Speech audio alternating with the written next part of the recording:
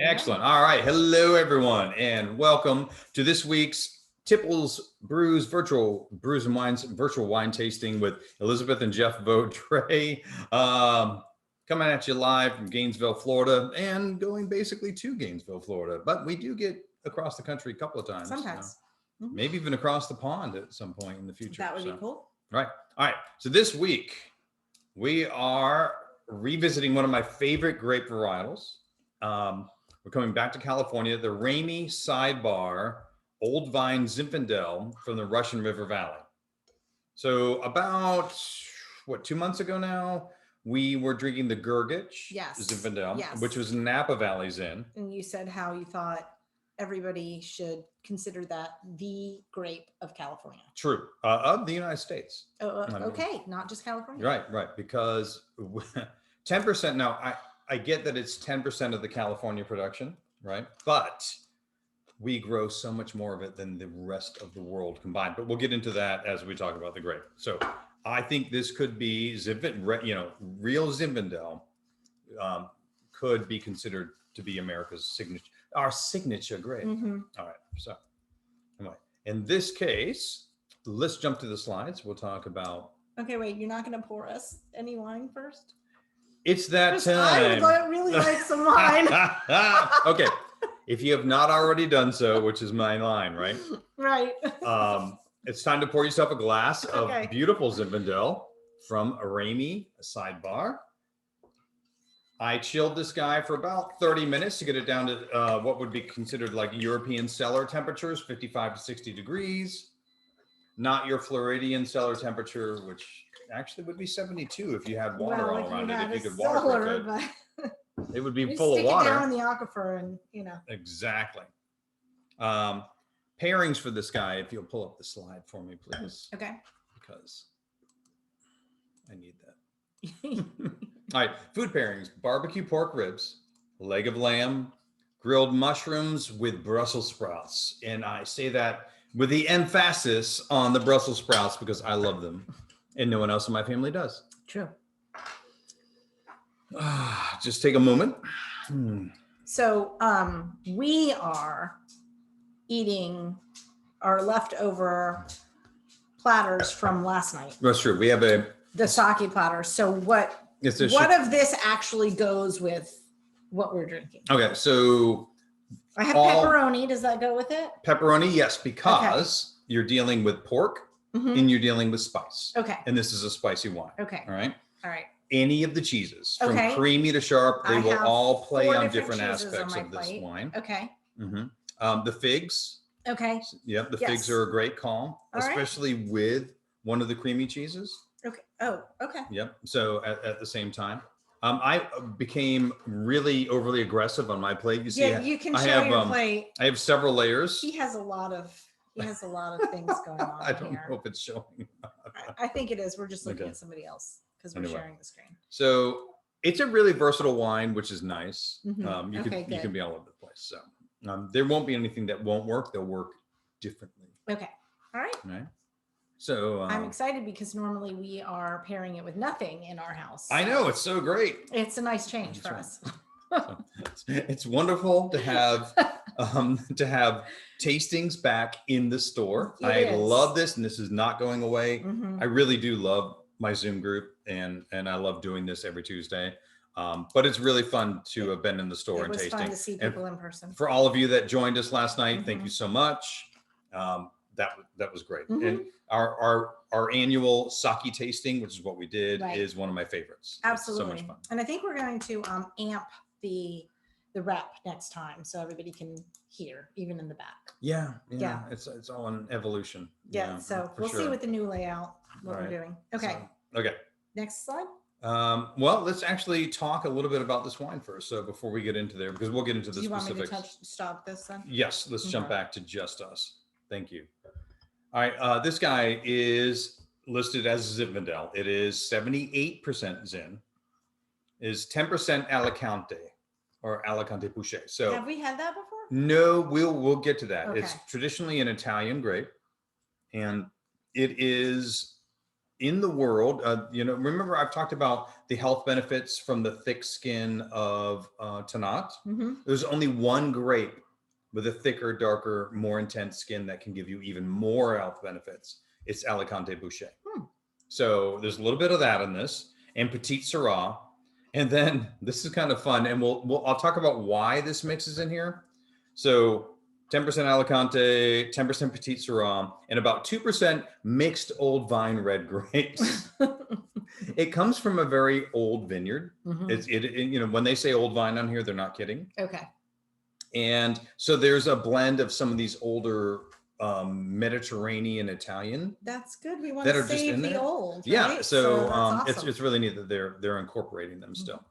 Alcohol on this guy is about 14.5%. When I say about, they say exactly. So, whichever way you want to go. Aging potential. All right. So we're dealing with a Zinfandel. Medium tannin, medium to medium less tannin. All right. Oh, okay. So pretty smooth. Medium acidity. Not all Zins are. Good Zins are. Not so good Zins have almost no acidity. So medium acidity, solid level of alcohol. This guy has a medium potential. All right. So like 5 years? You're in 5-10 years.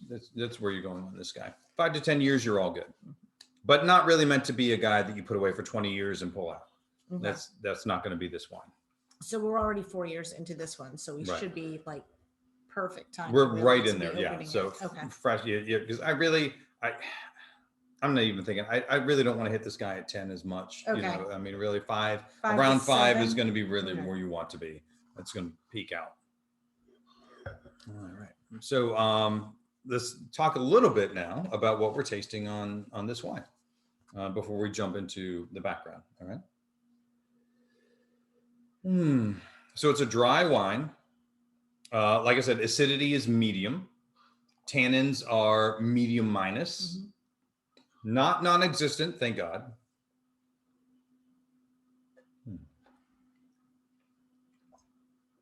Roll it around the palate a little bit. So there is some pucker. Combination, which is kind of that fun thing that Zinfandel does, is red to black fruits, all there, right? So we're talking red plums, certainly, raspberries, strawberries, and black cherry too. It's red to black. It's a really nice berry blend. To me, I don't get the strawberries, but it may be just because I associate that with a more like, I don't know, with a lighter feel. No, I can totally get that. No.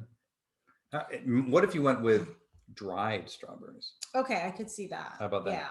Yeah. But not, so I have a question about, you said medium tannin, thank God, right?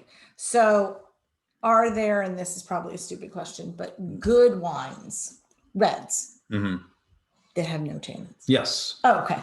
Oh yeah, no, there are. I meant that in the form for Zinfandel. Okay. Specifically because Zinfandel is a big fruit forward style, grape production wine, right?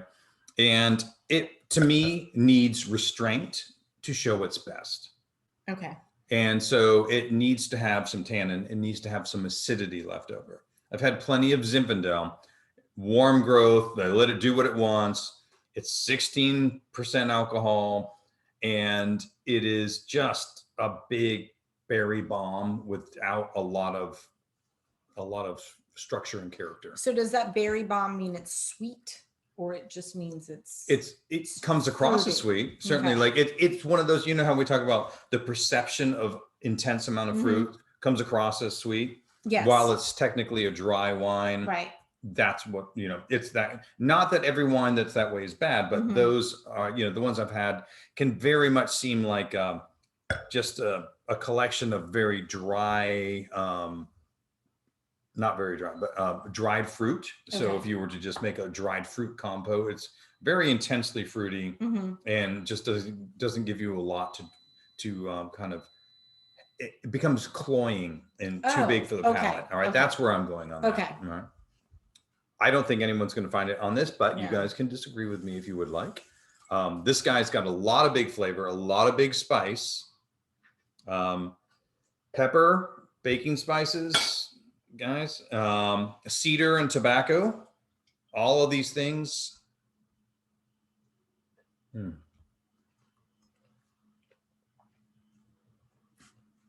So I will say Zin does not do the best job of bringing some of the flavors from its terroir into the wine, but it's very much affected by the terroir, right?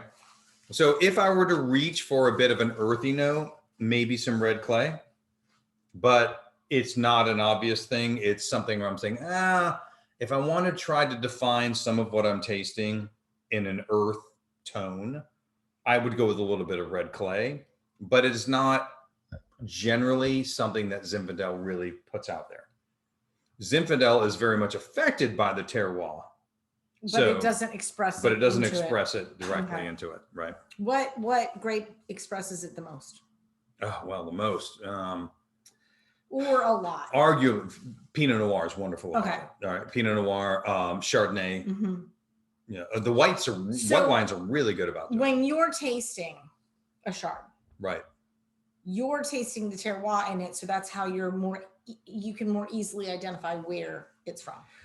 Yes, mm-hmm. and or all right, and or really kind of wham bam, thank you ma'am Chardonnay has no terroir, mm-hmm. and I know it could, right? Okay. Mm-hmm. So that's where one of the differentiators is.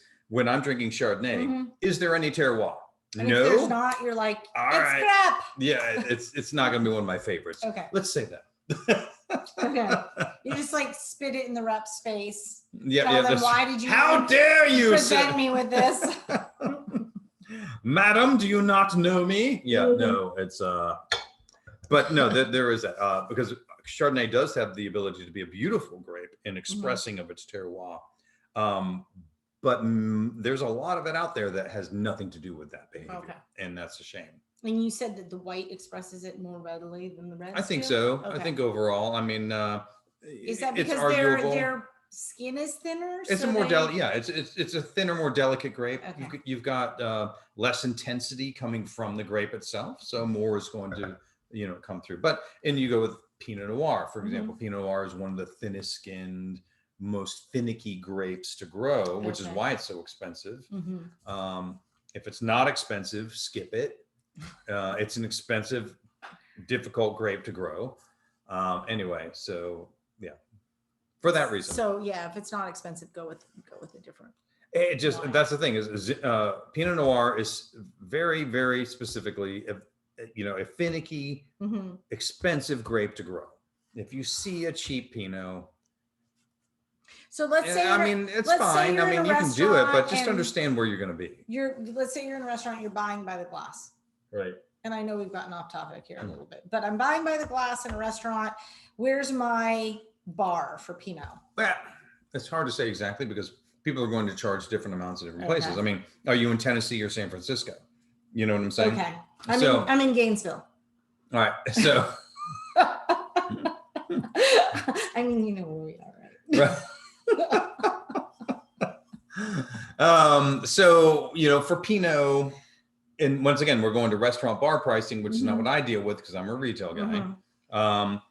But I would say by the glass you're probably talking $12 a glass for a solid solidly well-made California mm-hmm. Pinot.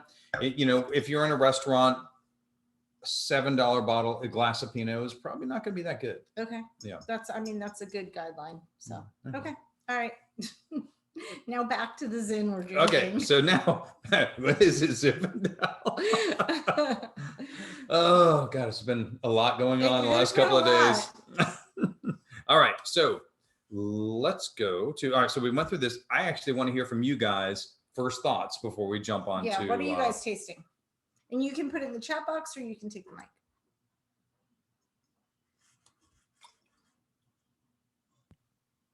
Jammy. Hey. Jammy. Jam. So I get tobacco, especially on the bouquet. Oh, right. Yeah. Yeah, big time. Really nice balance coming out on that. There's something else that I can't quite put my finger on the bouquet. Ours has been open almost an hour. Yeah. Oh, nice. Yeah, there's a really nice, it is absolutely not a sweet wine. No. Mhm. This is not sweet. Like, even though it's fruit forward, Yeah. it is not sweet.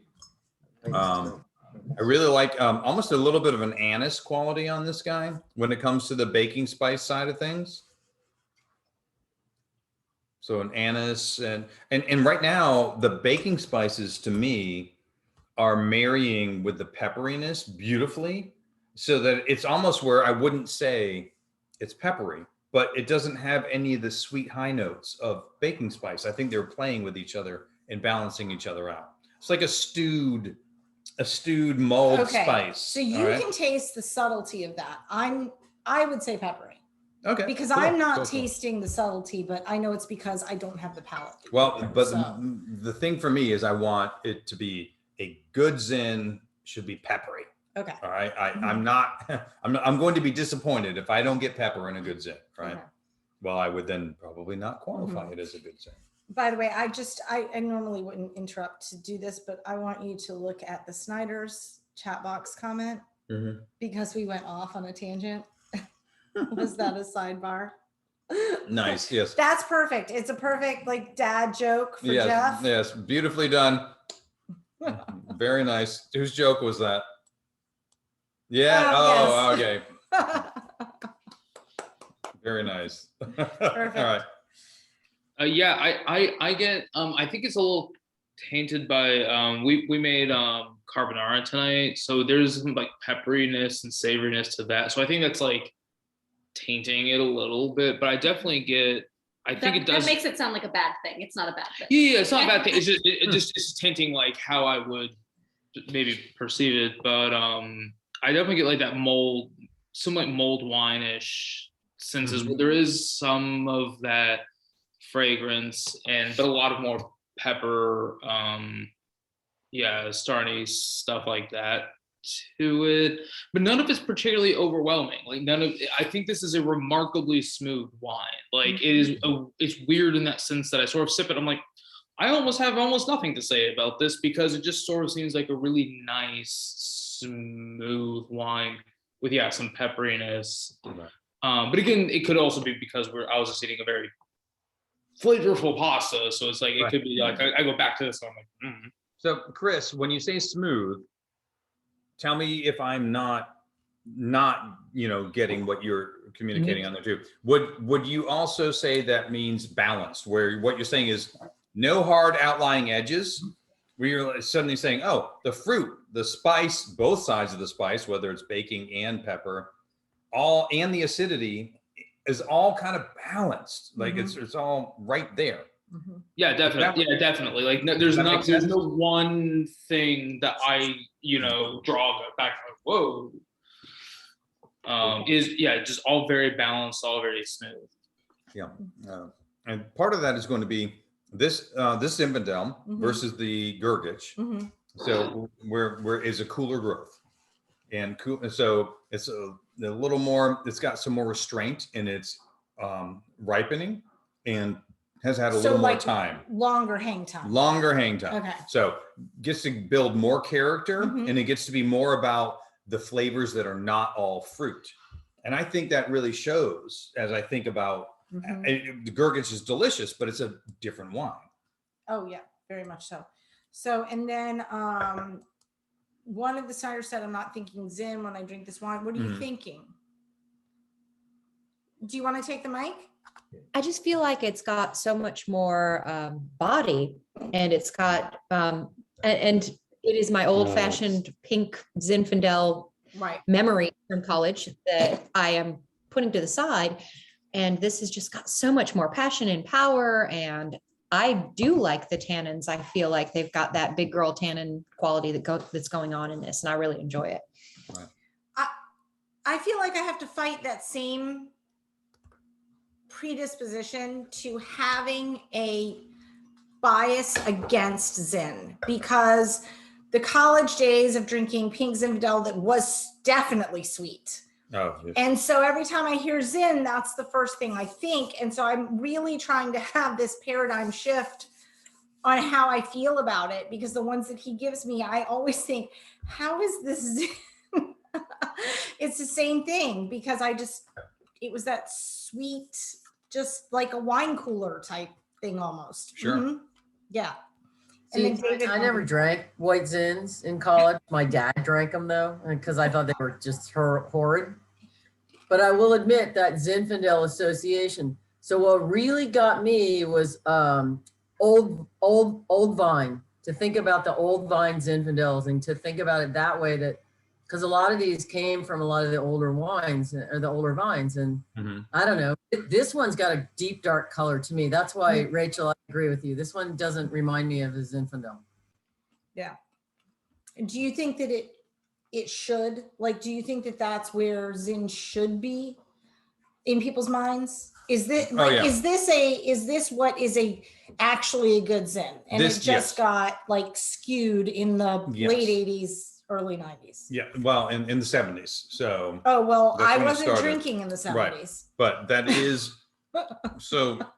Zinfandel I mean, not much. is a good producer. So it makes a lot of grapes per acre, or can, Okay. if you're not worried about quality, right? Mhm. And so that was the thing we talked about before, which is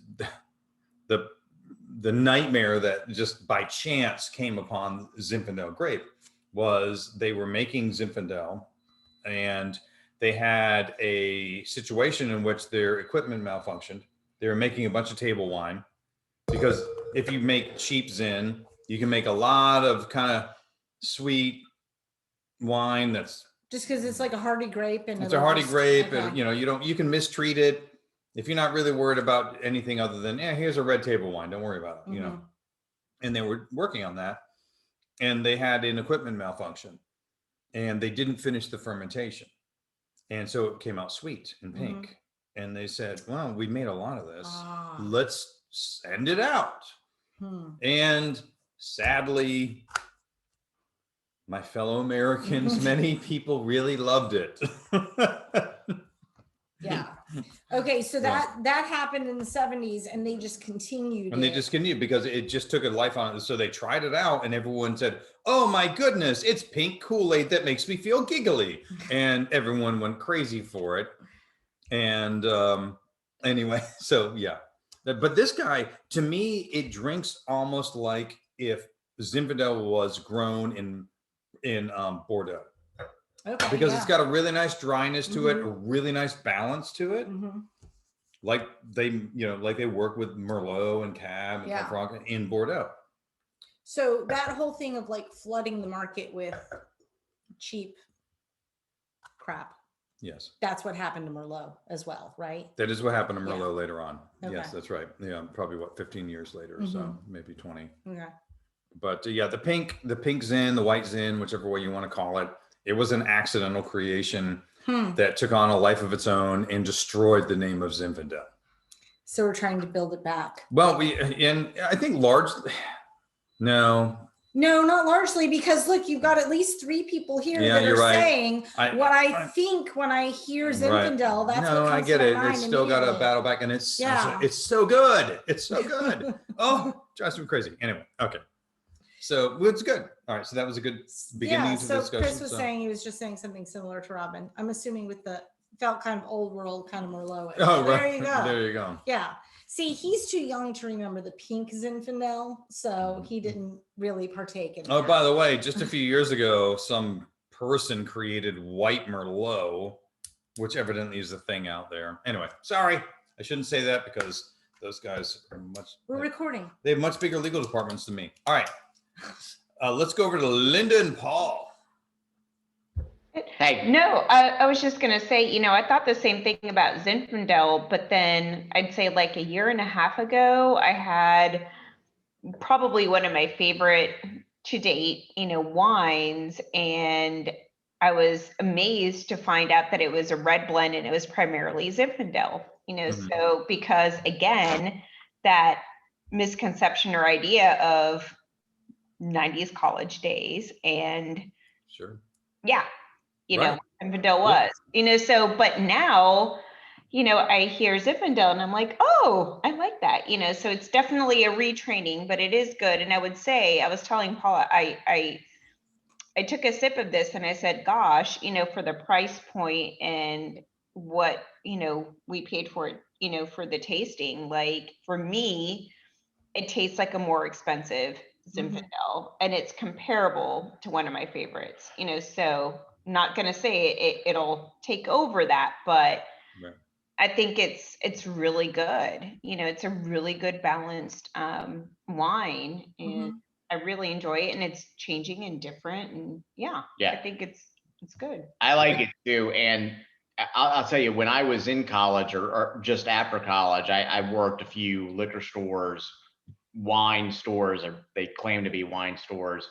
This is Hattiesburg, Mississippi, but we sold 0 regular Zinfandel because it's a college town, and I honestly can't remember selling any just regular Zinfandel. Everybody be like, well, what's Zinfandel? I'm like, well, it's not sweet. And they're like, well, I don't want it. I'm like, Right. got that white Zinfandel. So that whole misconception, it completely exists. So I'm enjoying this. I'm enjoying the journey here. Excellent. I'm really glad.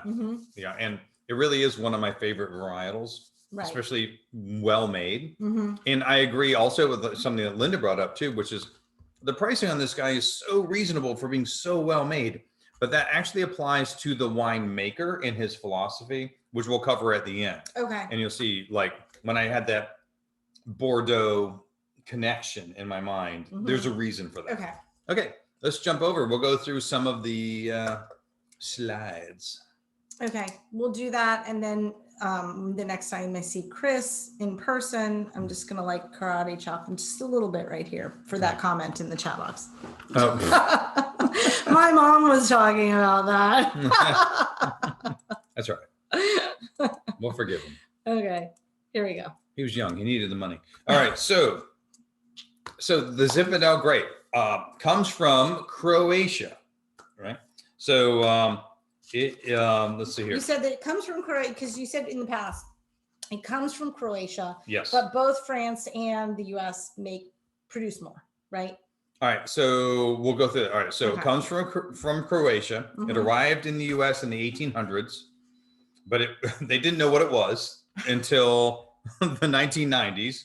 By the way, which is what happened down in Chile when they finally discovered they weren't making Merlot, they were making Carmenere. Like, DNA is awesome, all right? So it is also called Primitivo in Italy. It is the 4th most popular grape planted in the United States. There's more Zinfandel planted in the US than the rest of the world all put together.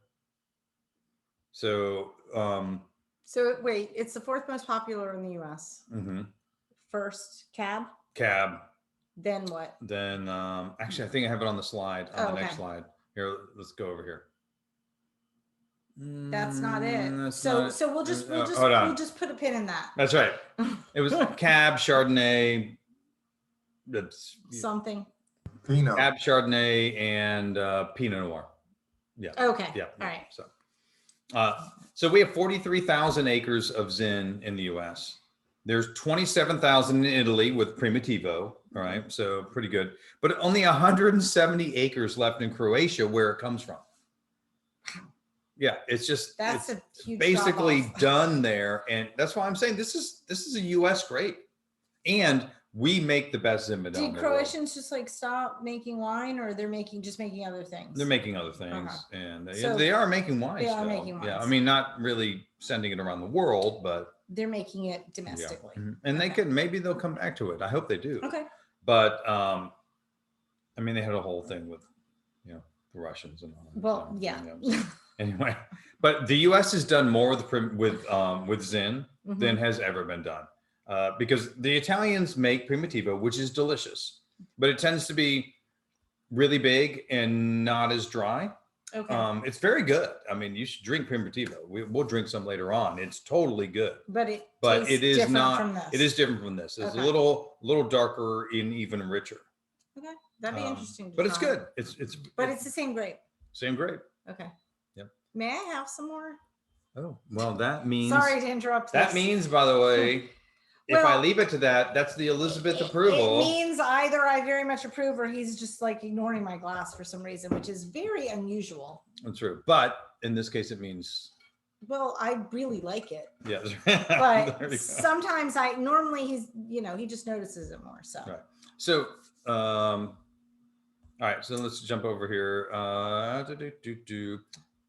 Often gives it like a jammy flavor, especially if you just And that's what throw Harriet it said. yeah, willy-nilly. It always is fruit forward, right? Okay. But you can pull it back. You can give it tannin. You can give it, but never going to get it intense tannin. Not really, but it's a modestly tannic wine along with, but you can get lots of spice, which I love as the balance. So if you can leave at least a medium level tannin, a medium level acidity to balance out the big fruit and the big spice, I think you get a very fun, delicious wine. So, what causes a wine to have more or fewer tannins? Like what? The skin thickness. The skin thickness. Yeah, and okay. the intensity of the skin. Okay. So this grape tends to be intensely colored and intensely flavorful, but not intensely tannic by nature. Okay. All right. And just because it's not as thick a grape. It's not as thick. like Tannat or Right. yeah. Yeah, it's just it doesn't have as thick a skin. And actually, I have my old notes in here. Reputation almost destroyed by pink or white Zin, whichever you want to call it, in the 70s. Cheap, it was a cheap, sweet rosé that was made of it. So, and people think that's Zinfandel. Loved it in college. Yeah. So here we go. So what we have is small berry size, but thin skins, but it's intense skin, right? So we have a lot of skin because it's a small berry size, a lot of skin per ounce of juice produced, which kind of saves the grape and makes it so that we can get this intense, this nice rich wine out of it. Lots of flavor. The coloring can run from intensely dark to a little lighter. Basically blackberry, strawberry. They say peach preserves. I've not had one of those yet, but No, I believe you. This is looking very, very similar to what we're seeing on our screen. It depends on it depends on your computer screen, but yeah, I mean you can see through it, barely, but you can. I mean it's a medium intensity wine, but it's got one of the most spicy intrinsic characters of any of them out there, which I love. Okay, wait. I want you to pronounce that. Originally from Croatia, where it's called. Do you know how to pronounce that? Kurkanak. Oh. Is that for real, or you're just making like you think that's what it looks like? As far as I know. Okay. Kurkanak. Kasztelanski. I don't know. There we go. There we go. I'm guessing too. Hey, look, all respect to Croatians. I love the grape that you guys have. Okay. So. But brambles, you can get a nice little bramble. I think bramble is a great. Well, like there are words we talk about. Oh well, what is this word? What are these?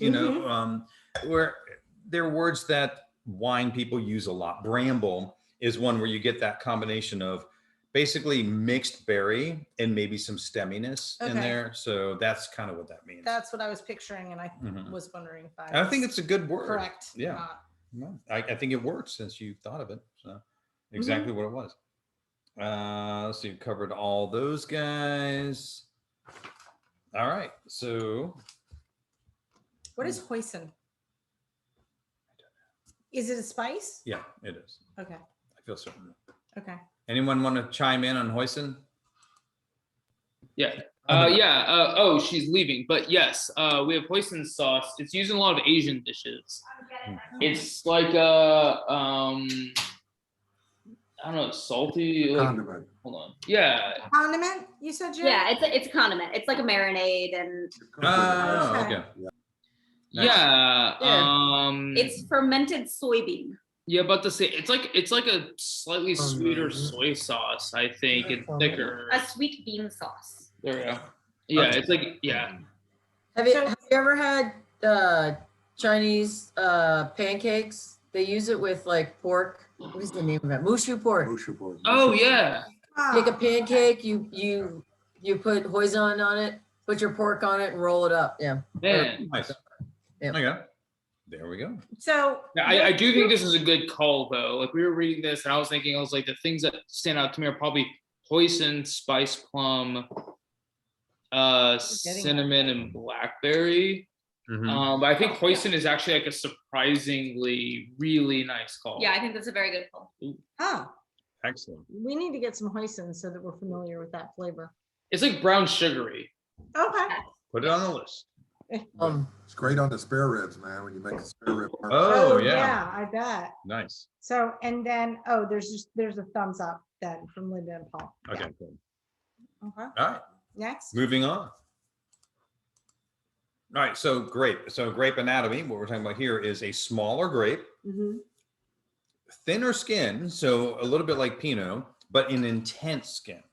So we don't have a thick skin like we had with Tannat Mhm. or more, Cabernet Sauvignon.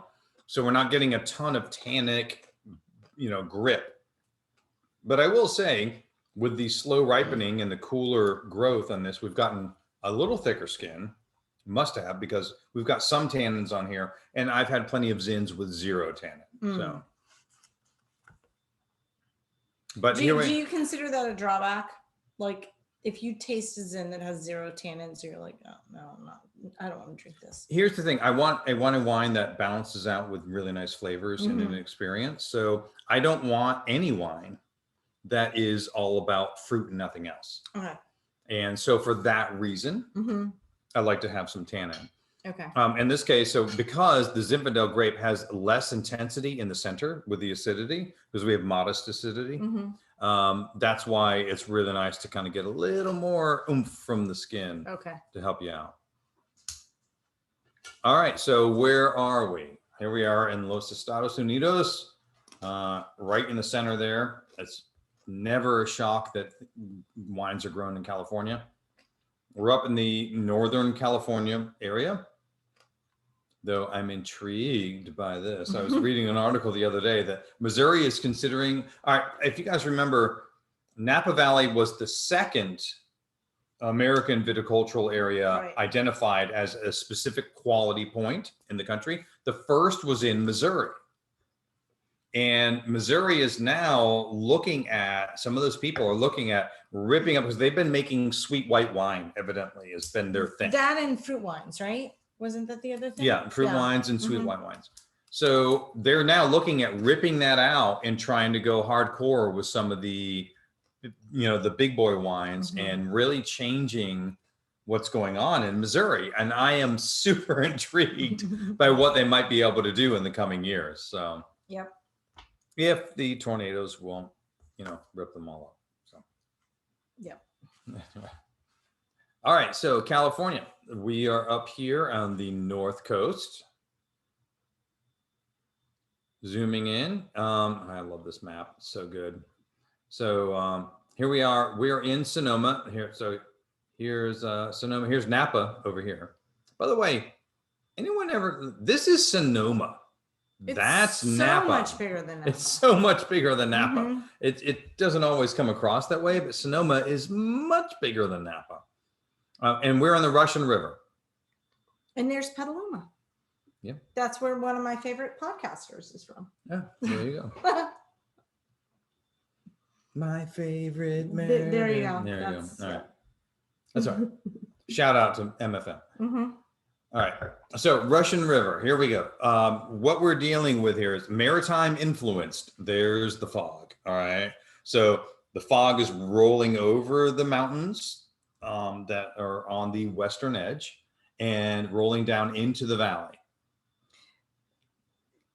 We were watching something the other day that was showing like the fog coming in, and I was like, oh, it's coming in to cool the grapes. That's exactly what I was thinking. It was part of like a movie or whatever. We're watching the fog come in, and of course it goes right to the tastings. You know what? Immediately. That just means I'm being effective. Right. I've infected you with enophilia. I looked at it and immediately was like, oh, good. It'll cool the grapes down. That's right. Yeah. We are enophiles. That's how it happens.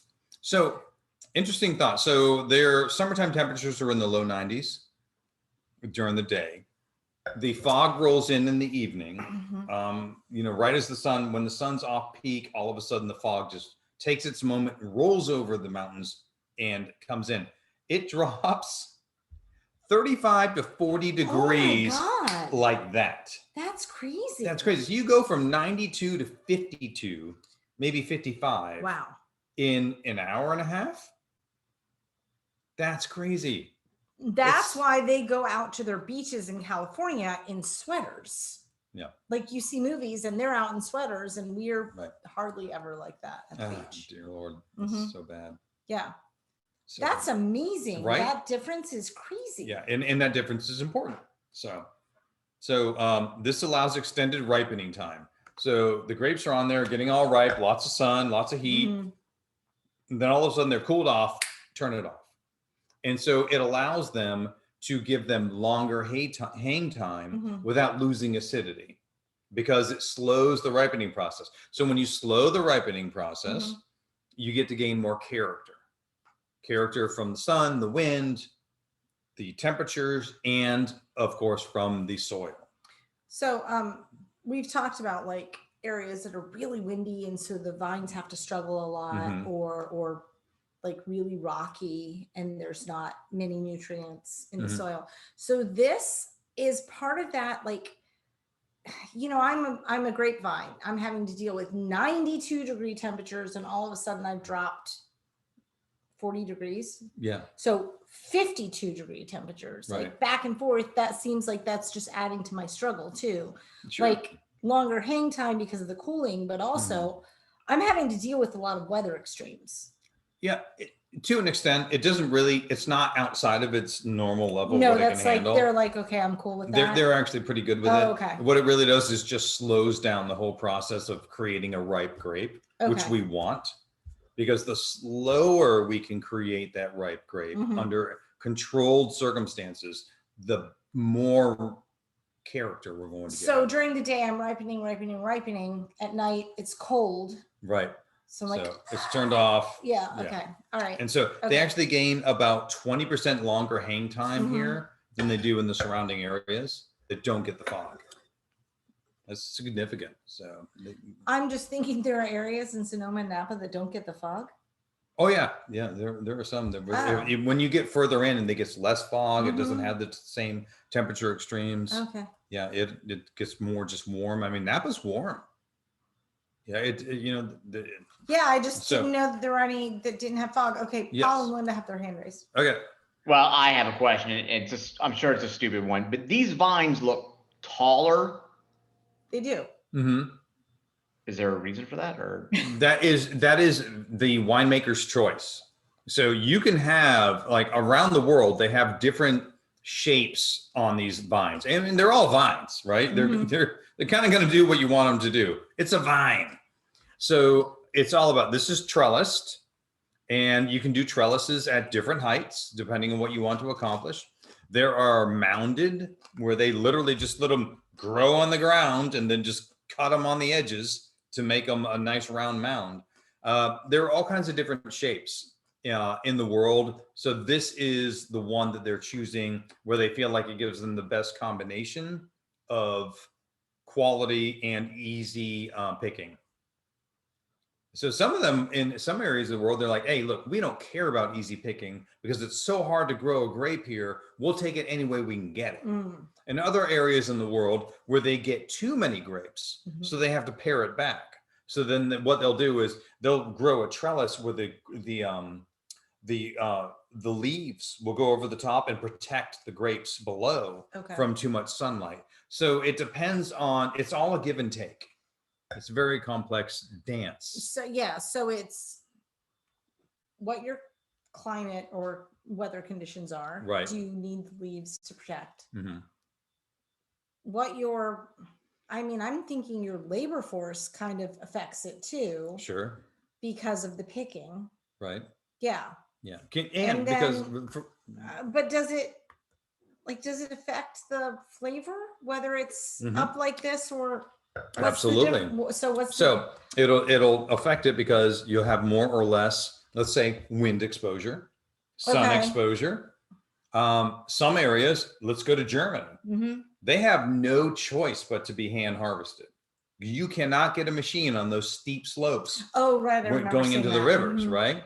And then other areas you can. And so some areas you can have some wines that are actually very good wines that are not hand harvested.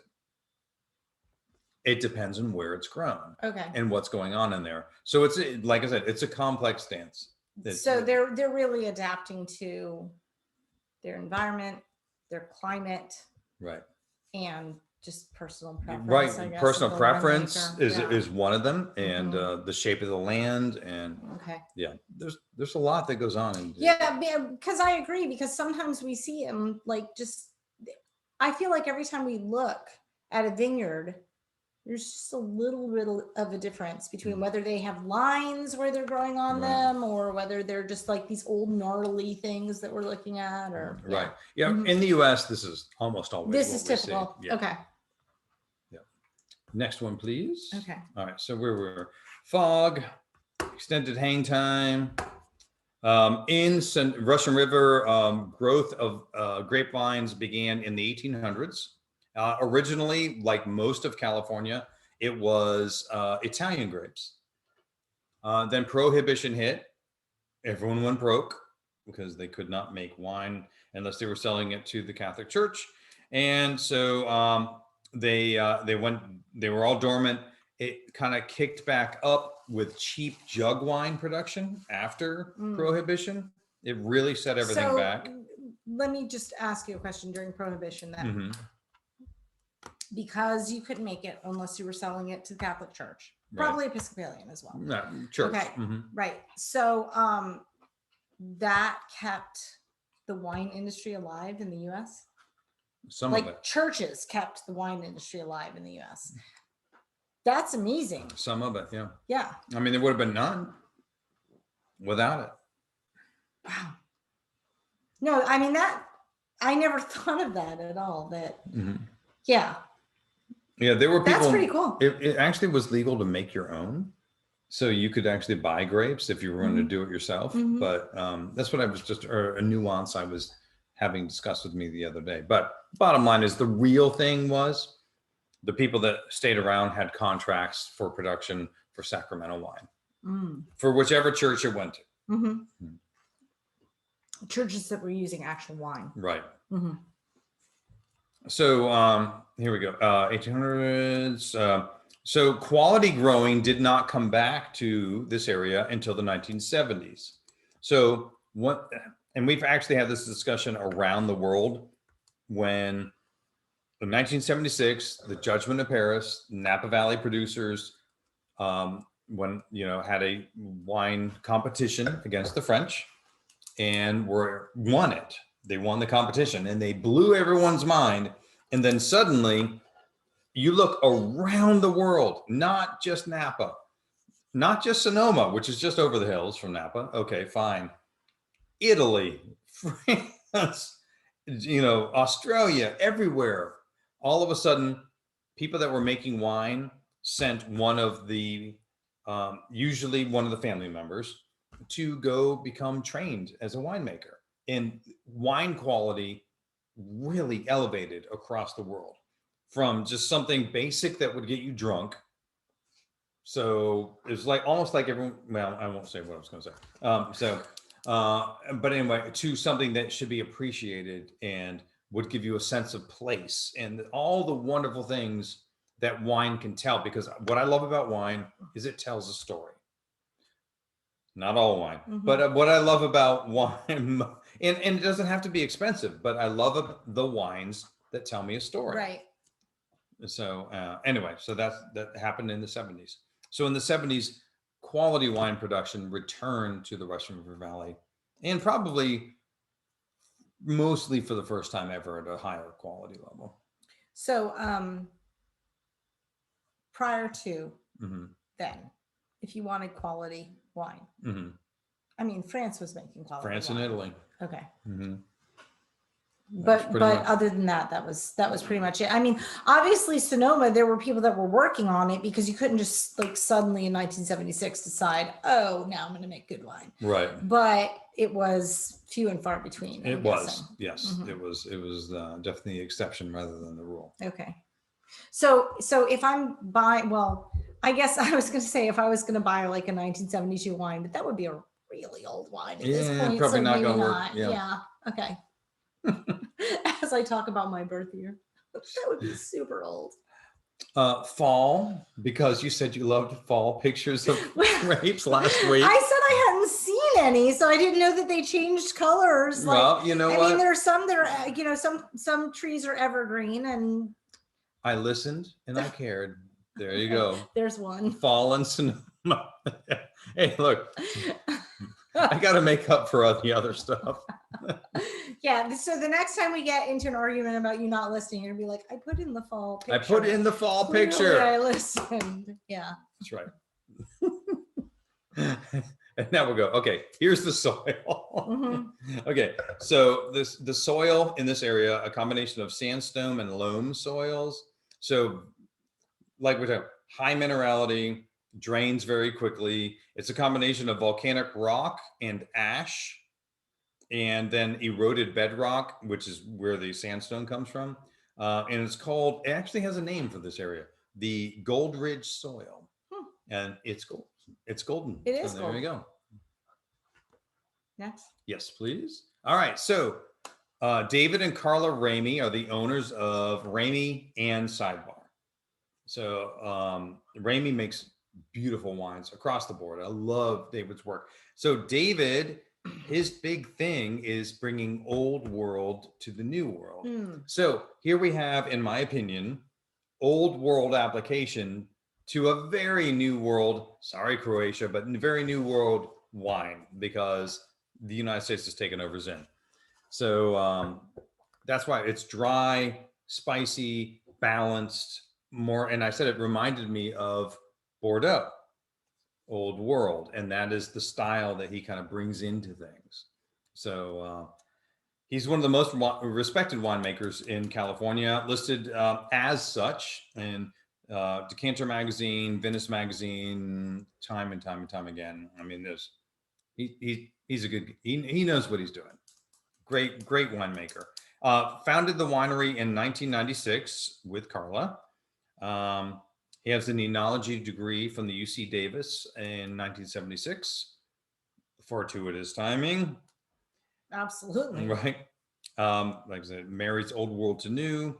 Spearheaded many of the techniques that bring kind of French techniques into California wine production. So whole cluster so you're leaving the stems on to give it a little that's more. that bramble taste. thing Yes, that the we bramble, get the Okay. bramble taste. You can leave it whole cluster, you get a little more tannin. Yeah. And so, especially in this, you're like, where are they getting those tannins? Why don't other people? It's probably the whole cluster. Oh, really? Yeah. Huh. So on the white wines, aging sur lie, which means as you age, the yeast and most of the yeast, but some of the other components of the grape fall out of solution. But you leave it on there and it adds richness, which is done in Champagne, the Champagne region of France. So it's can be a very important way to add complexity to white wines. So you said he studied at UC Berkeley. UC Davis. Okay. Yeah. Did he go to Europe and study it all, or he just likes these techniques and kind of picked them up? No, he did. himself? He Okay, did. okay. Yeah. But during the articles I was reading, they didn't get very specific. And that's usually not about David Ramey and what he would be doing. It's more about what the people writing the articles, they're trying to talk about something other than that. And they're just moving on. Okay. Like, oh yeah, he went over there and he learned, Okay. So I'm sure there would be a way to learn. Yeah, because I'm just wondering about his like Right. predisposition to doing this style. Yeah, he definitely spent some time overseas. Yeah. Yeah. Okay.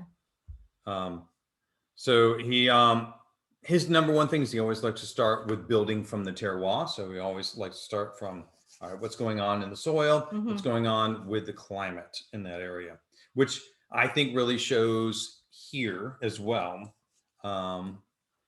Let's see here. Wait, hold on, because it looked like Rachel and David raised their hand and then it kind of went away. Okay. Oh, I can see it, but it's blending in with the wall behind you. You can go ahead and unmute and ask your question. Rachel's like this now. So my question was about the oak aging. It says you previously used oak, and I just wanted to know if that was just simply, to impart less flavor from the oak, or if there was some other reason. Oh yeah, no, it's definitely to make, you want, when that's utilized for previously used oak barrels, it's to minimize the effect of the oak on the wine. So if So you have a exactly very, what David said. right, then. exactly. Mhm. So when you have a very new, fresh, young barrel, it's going to throw in a lot, especially if it's American oak, Vanilla. a lot of vanilla Mhm. and even dill characteristics. Oh. Yes. Okay. Which in this, interestingly and kind of fun, a lot of Zinfandels, you will listen, you'll smell and you'll taste and you'll say, oh wow, that's a lot of vanilla on that. Mhm. Not getting that here. Mm-mm. No. So used oak barrels are a little more modest. They round things out and mellow things and blend them together and kind of bring out the spiciness. So it's adding to that peppery. Yeah, it kind of enhances what's in the wine already, rather than overwhelming it with imposing its own presence. Okay. Yeah, that makes sense. Yeah, and that's a very French ideal. They use used barrels. Yes.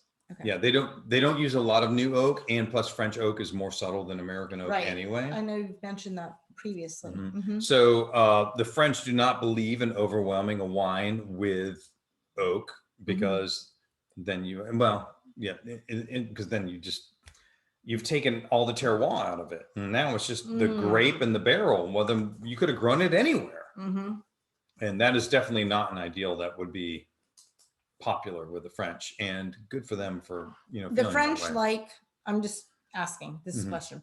The French like the terroir to be expressed in the wine. Oh, absolutely. Okay. Yeah, to a very minute degree. Okay. And so do they it's a wonderful thing. use like American oak at all? I can't think of any French wines that I've heard with American oak. No, we use it. The Spanish use it. The Spanish, Spain. It's used throughout the world, U.S., but I can't think Not of many French. Okay. Yeah. All right. Yeah. I mean, I'm not saying it's not, but I can't think of one. Okay. So how about that as an equivocation? There you go. So they're using French oak, or they're using they use metal at all? Yeah. Okay. They'll do some all stainless. Okay. So should I click? Sure, go ahead. So the this wine tonight comes from the Alegria vineyard, originally planted, by the way, 1890, and then kind of reworked in 1910, and then very, very much replanted in 1950. But if you guys, let's go all the way back to the hook early on about saying that 2% of just red varietals that are all old vine. Oh, right. Because it's the same vineyard. So some of those healthy old vines, they're still getting the grapes off of them and blending it into this. Wow. Which I think is kind of cool. Well, I like that they're keeping some of the old. Yeah. It's nice to have that heritage there. So here's a little image of inside the Ramey vineyards. And I mean, really, if you took all the barrels away, you'd be like, oh, it's a brewery. Like, because of all the vessels. It looks the same. Yeah. It's the same stuff. It is just like giant fermentation vessels. It's what they are. Okay. Yep. I mean, and frankly, if it was a sour brewery, it would look the same.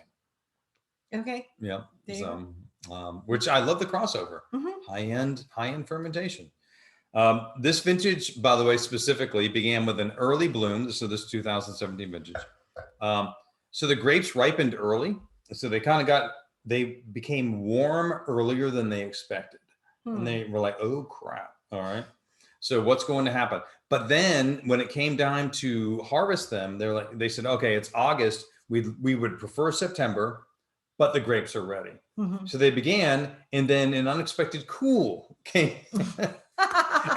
and what they did is they just did a really slow harvest. So it's a blending of those things that were ready early and those that got to enjoy a little extra hang time from the cooling that happened in there. I thought it was kind of a fun fact. So, all right. Ready? So, yep. Moving on to the points. Okay. So we have a combination of 93 and 90 on this guy, if I remember correctly, and I think I do. So everything from, well, everything is showing in the outstanding quality of wine. We can have a very good quality of wine. Sorry. I'm trying to minimize this so that we can see the chat, but that's not working well. Hold on. Okay. Should I do this now? No. No. I was just trying to, because it's not responding to me doing chat. So Okay. if we're going to have to just look at the score explanation just for a moment, think about what you want to rate it, and then we're going to stop the share so that we can see the chat, because for whatever reason we cannot see the chat. Well, that's weird. Okay. See, I click on it, it does nothing. Well, yeah, you are clicking and it is doing nothing. All right, so here we have anywhere from 80 to 100, right? I mean, 75 to 100, though I would be shocked if anyone wanted to put it down there. But you guys thinking of very good wine, special qualities? Yeah, I liked it. It's good. Very good. Nicely made, you know, applause. Or 90 plus, outstanding. You know what? That is above and beyond what I expected. Definitely would revisit kind of thing going on the Jeff scale. And how far along you want to go? They're a classic. You know, I want this at my third wedding when I get remarried for the. You want this at your 50th birthday? Yeah, that's right. Hey, some of us are turning 50 this year. All right. So anyway, along those lines, because I know it's scale. It's not a 1 to 10. You know, it's basically I've never seen a wine rated below 80. Because they don't. They just don't do it. They're like, yeah, we're gonna leave that one off. We're not gonna mention that we. Two Buck Chuck is not submitting itself. Well, they're not even submitting to begin with. Well, right. So, yeah. So anyway, so Come on, there's always apple wine. Yeah. Right. Given that these are the different criteria, what are you guys thinking? Okay, so I'm going to just look at it a moment. Thinking, excuse me. Oh, my southern's creeping in. I'm going to stop the share a moment so we can see. So let's see. Oh, we have a lot. So Linda, 90. You guys are all about it. Oh, unanimous. Brenda, Linda, John, and Laura. All right. 90. Looks like both of the well, no. Okay, so we've got a 92 from the Hogsets and then a 91 and 90 to 91 from here. Chris, 90, really good, but it's too balanced for Zin. Is it too balanced for Zin to make me think higher? Okay, David, 89, 90, Rachel, 90, 92. And then Robin, 90, well balanced, therefore nothing sticks out. As well, a 90. Right. Yeah, and I would have said 90 also. I think it's a easily drinkable red. I really like it. I think I don't feel like it's challenging me at all. So I don't know if that's something that, like, I feel like sometimes when I'm along this wine journey that I want something that's going to maybe challenge my palate some. And I feel I love it. I think it's easily drinkable. And for somebody that doesn't drink red too, I think it'd be great. I don't know. Like, I think sometimes, especially right now along my wine journey, I feel like I am looking for more of a, like, what is that? What am I, you know? Well, of course you're spoiled. Well, okay, yeah. So Chris and Robin, you can bring it over to a dinner party. Absolutely, like that's right. What I like. It's yeah. But here's the cool thing. Crowd pleaser. So here's the cool thing about this. But this is a crowd pleaser that reminds me of a Bordeaux red, right? But it's a Zin, not even a Bordeaux varietal. So because of that, in my opinion, it's such a great version when you combine it with a price point.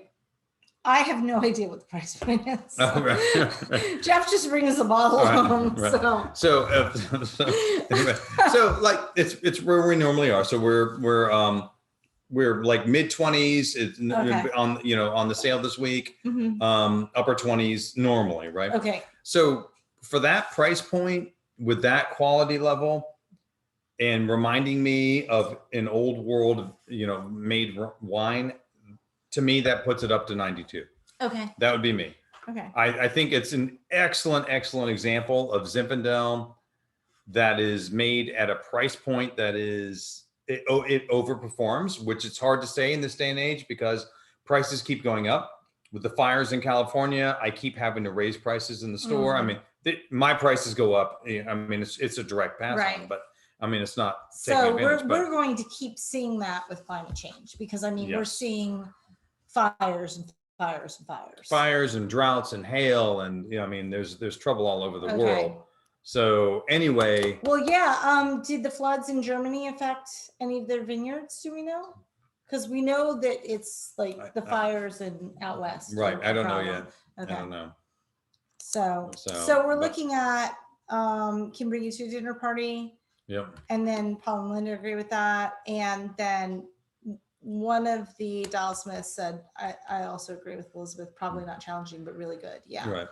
And Yeah, then right. oh yeah, we'll take a bottle to Germany, absolutely, and agree on the Mhm. Bordeaux. Well, that'd be one of those things where talk about an easy win where if you were to walk into a dinner party with Mhm. friends, right, and you bring in, and they're like we established because of unfortunately pink and white Zinfandel, you walk in, there's like, oh, this is a Zinfandel, and they think, oh, you brought something sweet, Mhm. and then you pour it.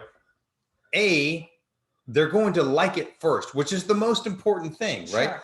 They're going to like it. Mhm. And it's good quality wine. And then you could talk about the fact that it's Zinfandel after that. Then you So, can educate them. that's right. Yeah. So, but I do agree, it's an easy win, Mhm. but at the same time, it has character for what it is. I think You know what I'm saying? sometimes in the tastings we get a little bit wine snobby because we've been doing this for over a year. Well, do you want to go wine snobby? Let's go to the next slide. Oh, okay. Hey, remember, this was my California hug. So that means we're Okay. moving on. So what are we seeing next? Next This week. is going to challenge us, right? Yes, You're- it is. Tell me when. Go for it. Okay. Oh, Nope. We always forget that We there always is this forget slide this. in between. thank you to winefolly750.com, Wikipedia, Sonoma County Wine Growers, and Ramey Wine Cellars. Okay, so it is 750, not 750.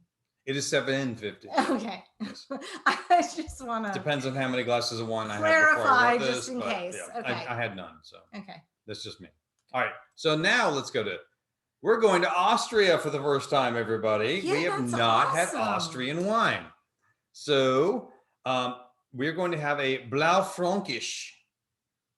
That is the most popular national red wine.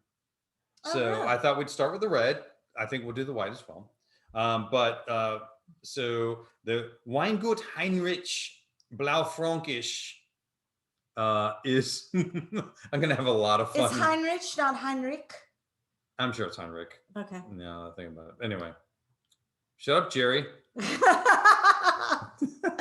English, English. So that is the. By the way, food pairings. I didn't have to worry about being, It's repeating myself at all all. Austrian, German. yeah. Schnitzel, red cabbage, borscht, bratwurst, and spätzle. Okay. Yes, I'm excited. It's. Would kielbasa work with it? I think it will work. Okay. Because of those things, we don't make any of those in this house. No, but we don't. make kielbasa. We probably so- should. Okay. All right. Well, you're the only one with any German, so That you is can true. do that. All right, we've got right. somebody in the comments. Okay. All right, so I hope you guys will join us. I'm looking forward to it. Sharing some Austrian wine. Oh, at cheese pairings. Cheese pairing. All right. Yeah, for those of us who aren't like big on some of the traditional food pairings, I was just Thank you, because I make none of that. So no, Paul was super excited, but I was like, oh, What? Let's see. You don't want to have I'll any ask. pickled red cabbage and Nope. I will admit, my favorite part of Germany was the beer, the wine, and the desserts. The desserts were awesome. I'm not gonna lie. that's good. The Germans Well, make I'd say goulash soup. cheese, it's really going to be flexible. So everywhere from, if you're going to have a creamy cheese, make sure to have a sharp as well. So yeah, I would do a balance between them and not do just one. Okay. I would say like a Idem or like a Gouda would be good too. Okay. Yeah, actually a smoked would be good too. Smoked Gouda. Yeah. Okay. That would be Gouda. So All right. Yeah. So if we're making like more traditional, let's say American fare. sure, you could do like sausages. Okay. Like we do apple sausage. We do chicken apple sausage, Yeah. and we do a mixture with kielbasa, so And- that we're yeah. Right. And with that combination of Mhm. things, I think it would work just fine because it's not a heavy red, it's a very flavorful red. Okay. Right? Okay. So you don't want like a T-bone steak to go with it. No, I It's- can't okay. handle that. No. Okay. All right. No, that would be more like this would be more of a veal Okay. goose, Okay. which no one talks about. We should all be eating goose Jeff because they're not nice. Really wants to cook a goose because they used to chase him in New England when he was little. Yeah, we had a family farm growing up, and my grandmother had geese, and they were the nastiest, meanest things. And I swear to you, I shall eat goose. Yeah. So he's ready to cook one. All right. Yeah. Anyway, Okay. All right. So Let's- we're gonna stop the share. and we can have a toast. Thank you so much for coming. And we can continue talking after we get done recording, but let's go ahead and toast out the Cheers, Zinfandel. everyone. Yep. And it did not stop. There we go. There we go.